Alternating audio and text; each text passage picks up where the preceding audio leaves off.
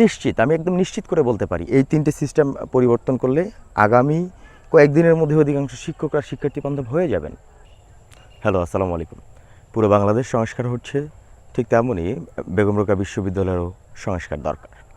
আমরা দেখেছি বিগত সময়গুলোতে বিভিন্ন সময়ে বিভিন্ন শিক্ষকরা শিক্ষার্থীদের যে হয়রানি করতেন, শুধুমাত্র একটি ক্ষমতাকে তারা অপব্যবহার করতেন। যেমন আমরা সবাই জানি আসলে শিক্ষকদের হাতে যেটি থাকে সেটি হচ্ছে মার্কস।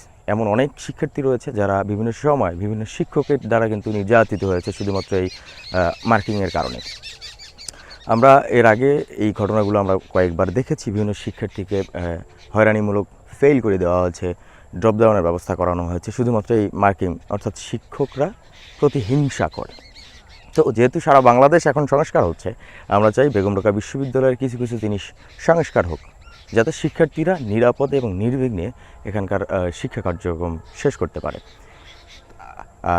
এর জন্য যে পদ্ধতিগুলো হওয়া দরকার তার মধ্যে আমি 3টি পয়েন্ট বলব। প্রথম পয়েন্টটি হচ্ছে সেমিস্টার সিস্টেমের মার্কিং সিস্টেম। আমরা জানি বর্তমানে সেমিস্টার সিস্টেমের মার্কিং সিস্টেম হচ্ছে যে 60-40, অর্থাৎ ফাইনাল হবে 60 এবং কন্টিনিউয়াস হবে 40। কিন্তু এর মধ্যেই আসল খেলাটা হয়ে যায়। তো এই যে সংস্কারটা দরকার, এখানে সংস্কার হচ্ছে যে 75 এবং 25, ফাইনালের মার্কস হোক 75 এবং কন্টিনিউয়াস হোক 25, এবং সেই 25-25-এর মধ্যে যে মিড টার্ম রয়েছে সেই মিড টার্ম এবং ফাইনালের যে খাতা, সেই খাতা দুটোই হতে হবে ওএমআর শিটের মাধ্যমে। অর্থাৎ পরীক্ষার শেষের দিকে আমরা যেমন এসএসসি ইন্টারমিডিয়েট পরীক্ষায় দেখেছি, শেষের দিকে এসে উপরের যে ওএমআরের পাতা সেটা সিরে নিয়ে গিয়ে জমা রাখা হয়। অর্থাৎ খাতাটি কার এটি কিন্তু পরে শিক্ষকরা জানবে না। আমার যেটি মনে হয় যে এই ওএমআর সিস্টেমে যদি পরীক্ষা নেওয়া হয় এবং মিড টার্মের খাতা এবং ফাইনালের খাতা যদি ঠিক করা হয়, এবং এরপর যে উপরের যে ওএমআরের যে নাম এবং আইডি নাম্বার লেখার যে জায়গাটি, সেই জায়গাটি যদি প্রশাসনিক ভবনের কোনো একটা দপ্তর করা হয় বা পরীক্ষা নিয়ন্ত্রক দপ্তরের কোনো জায়গায় রাখা হয়, তাহলে কিন্তু দেখা যাবে যে কোনো শিক্ষকই জানবেন না যে আসলে কোন খাতাটি কোন শিক্ষার্থীর।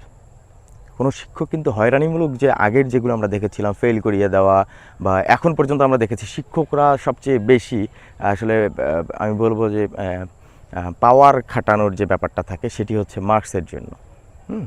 সুতরাং আমার মনে হয় যে এই ওএমআর সিস্টেম যদি করা যায় এবং এই সেমিস্টার সিস্টেমে মার্কিং সিস্টেম অর্থাৎ 75 এবং 25 যদি করা যায়, তাহলে অনেকাংশে এই সমস্যাগুলোর সমাধান হবে। এবং তৃতীয় যে বিষয়টি রয়েছে, এই তৃতীয় বিষয়টি হচ্ছে যে এই পরীক্ষার খাতা আমরা দেখেছি যে এই বিশ্ববিদ্যালয়ের শিক্ষকরা খাতা আসলে বাইরে পাঠাতে চান না। এই খাতা বাইরে পাঠাতে হবে, অর্থাৎ এই তৃতীয় একজন নিরীক্ষক দ্বারা এই খাতা আসলে নিরীক্ষা করাতে হবে। তাহলে কোনো শিক্ষকই অযাচিতভাবে কোনো শিক্ষার্থীকে হয়রানি করতে পারবেন না এই মার্কিং সিস্টেম বা এই মার্কসের ভয় দেখিয়ে। এটি অনেক বড় সংস্কার এবং এই সংস্কারটি অতীব জরুরি হয়ে গেছে বেগম রোকেয়া বিশ্ববিদ্যালয়ে। ফলে দেখবেন যে আজকে যারা শিক্ষার্থী বান্ধব না, অধিকাংশ শিক্ষক বেগম রোকেয়া বিশ্ববিদ্যালয়ে 200 জন প্রায় শিক্ষক রয়েছেন, তার অধিকাংশরাই লেকচারার, অ্যাসিস্ট্যান্ট প্রফেসর বা অ্যাসোসিয়েট প্রফেসর। তারা দেখবেন যে কালকেই তারা শিক্ষার্থী বান্ধব হয়ে গেছে। নিশ্চিত, আমি একদম নিশ্চিত করে বলতে পারি এই তিনটে সিস্টেম পরিবর্তন করলে আগামী কয়েকদিনের মধ্যে অধিকাংশ শিক্ষকরা শিক্ষার্থী বান্ধব হয়ে যাবেন। প্রথমটি হচ্ছে এখানকার সেমিস্টার সিস্টেমে মার্কিং সিস্টেম 75 এবং 25 করতে হবে। দ্বিতীয় হচ্ছে এই 25 এবং 75-এর মধ্যে ফাইনালের খাতা এবং মিড টার্মের যে খাতা রয়েছে সেই খাতা অবশ্যই ওএমআর সিস্টেম করতে হবে, এবং কোনো শিক্ষক জানবেন না যে আসলে কোন শিক্ষার্থীর কোনটি খাতা।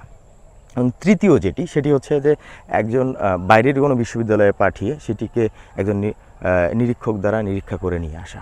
এটি কিন্তু বেগম রোকেয়া বিশ্ববিদ্যালয়ের ইতিহাসে নেই।